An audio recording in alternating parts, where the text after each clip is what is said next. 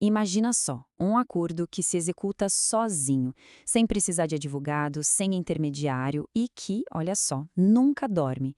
Parece até ficção científica, né? Mas essa é a promessa de uma das tecnologias mais comentadas do momento: os contratos inteligentes. E hoje a gente vai entender como um simples código de computador está tentando redefinir a própria ideia de confiança. Pois é, essa frase vai direto ao ponto. Ela resume a grande questão por trás dos contratos inteligentes. Eles surgem de uma necessidade muito antiga. Como a gente pode garantir um acordo vai ser cumprido sem depender da boa vontade das pessoas, sem precisar de alguém fiscalizando e, claro, sem intermediários que custam caro? Então, bora pro nosso roteiro de hoje. A gente vai começar pelo básico, entendendo o que é esse tal de contrato que não dorme. Depois, vamos ver a tecnologia por trás da mágica, onde isso já está sendo usado e, claro, quais são os limites. E, para fechar, vamos discutir a grande polêmica. O que acontece quando o código bate de frente com a lei das pessoas e o que isso significa para o futuro, né?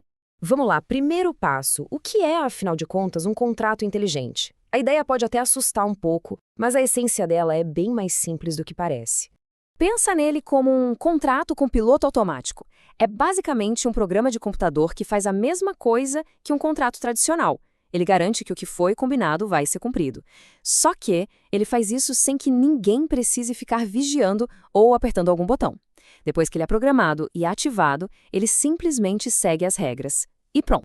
A melhor analogia que existe e todo mundo usa é a da máquina de refrigerante. A lógica é super clara. É um se isso, então aquilo. Se o dinheiro certo for inserido e um botão for apertado, então o produto é liberado. É automático. O contrato inteligente funciona com essa mesmíssima lógica, só que ele pode ser usado para acordos bem mais complexos que comprar uma latinha de refri. Mas óbvio que essa ideia não surgiu do dia para a noite. Ela tem uma história e por muito tempo foi só um conceito no papel. Faltava uma pecinha, uma peça fundamental para essa mágica toda acontecer de verdade. O conceito do Nick Szabo lá nos anos 90 era simplesmente genial, mas estava muito à frente do seu tempo. Faltava plataforma para rodar a ideia. E aí, a blockchain, que veio com o Bitcoin, foi essa peça que faltava. Era como um cartório digital super seguro e que não podia ser alterado. Mas foi o Ethereum, em 2015, que realmente chutou a porta, transformando a blockchain num tipo de computador mundial onde qualquer pessoa podia criar e executar esses contratos. Essa pergunta é excelente e é crucial. Um contrato na blockchain é tipo um programa trancado num cofre digital. Ele está isolado do mundo lá fora. Então, como é que ele vai saber se choveu em São Paulo ou qual foi o placar do jogo de domingo? A resposta está numa coisa chamada oráculo. E não tem nada de mágico aqui. Pensa nos oráculos como se fossem mensageiros de confiança. O trabalho deles é buscar informações no mundo real, tipo o resultado do jogo, a previsão do tempo, e entregar esses dados de forma segura para dentro do contrato. Eles são os olhos e os ouvidos do código na blockchain. E aqui a gente viu o poder disso na prática. Imagina um seguro para um agricultor. A regra é simples. Se um oráculo confiável informar que choveu menos do que o combinado na fazenda, então o contrato paga a indenização. Automaticamente, na hora, sem papelada, sem análise de sinistro, sem enrolação. É a lógica do se, então, na sua forma mais pura e eficiente. Ok, tudo isso na teoria é bem legal, mas e na prática? Onde essa tecnologia já está fazendo alguma diferença? Vamos dar uma olhada em algumas áreas que já estão a todo vapor. O maior campo de provas, sem dúvida, são as finanças descentralizadas, o tal do DeFi. Lá, empréstimos e trocas de moedas acontecem 24/7 sem precisar de um gerente de banco. No mundo da arte, os NFTs usam esses contratos para garantir que o artista receba seus royalties para sempre, toda vez que a obra é revendida. E na logística, imagina um container que chega no porto. Um sensor avisa o contrato que na mesma hora libera o pagamento para o fornecedor. É a automação da confiança na veia. Essa automação toda, essa rigidez, soa muito bem, né? Mas essa mesma característica é a fonte dos maiores riscos. O que acontece quando o código, que é super inflexível, dá de cara com a bagunça e a complexidade do mundo real? E é aqui que a gente chega no ponto mais radical e talvez o mais perigoso. Na blockchain, o código não é só um conjunto de regras. O código é a lei. O que está escrito ali vai ser executado, não importa o que aconteça. Não tem um juiz para recorrer, não tem um deixa eu ver. E essa rigidez, bom, ela é ao mesmo tempo a maior força e o calcanhar de Aquiles de tudo isso. A história do The DAO em 2016 é o grande exemplo disso. Uma falha no código, um bug, permitiu que milhões de dólares fossem desviados.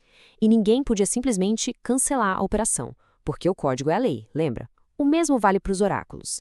Se a informação que ele passa para o contrato estiver errada, a decisão do contrato vai ser errada também. E para completar, cada coisinha que o contrato faz tem um custo, o famoso gás. Pensa que é tipo a gasolina para o programa rodar.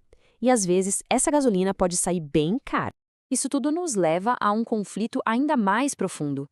Como é que essa lógica de computador, que é preto no branco, se encaixa num sistema legal que a gente construiu por séculos, cheio de nuances, cheio de interpretações? A diferença aqui é gritante. A lei humana ela é flexível, ela é aberta para interpretação, para lidar com o que não foi previsto. Já o código é uma linha reta, é literal, inflexível. Ele não entende bom senso, ele não entende mais veja bem. A lei permite que a gente recorra de uma decisão. Um contrato inteligente, uma vez que executou, já era, é para sempre. E é exatamente por isso que eles não servem para tudo. Pensa bem, como você escreve em código uma cláusula que diz que alguém tem que fazer seus melhores esforços, ou que tem que agir de boa fé?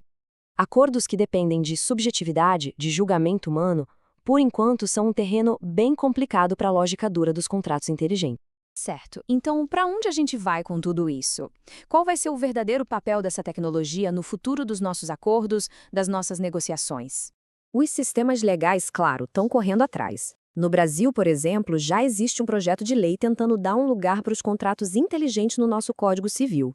Mas a verdade é que a lei ainda está engatinhando nisso, o que cria uma baita incerteza jurídica. E a pergunta de $1 milhão continua no ar. Se der briga, quem ganha? O código que rodou na blockchain ou é decisão de um juiz? Ninguém tem essa resposta ainda. No fim das contas, o que a gente pode dizer hoje é o seguinte: contratos inteligentes são uma ferramenta poderosíssima para automatizar acordos que têm regras claras. Eles são o motor da tal Web3, a próxima fase da internet. Mas eles não são uma varinha de condão. Eles complementam, mas não substituem a necessidade de um sistema legal. E talvez o mais importante, do bom e velho julgamento humano. E a gente termina com essa provocação. A tecnologia nos oferece uma eficiência, uma segurança que a gente nunca viu, mas, em troca, ela exige uma rigidez que pode bater de frente com a nossa necessidade de flexibilidade, de justiça. A questão não é se a tecnologia funciona, é se nós, como sociedade, estamos prontos para as consequências dela.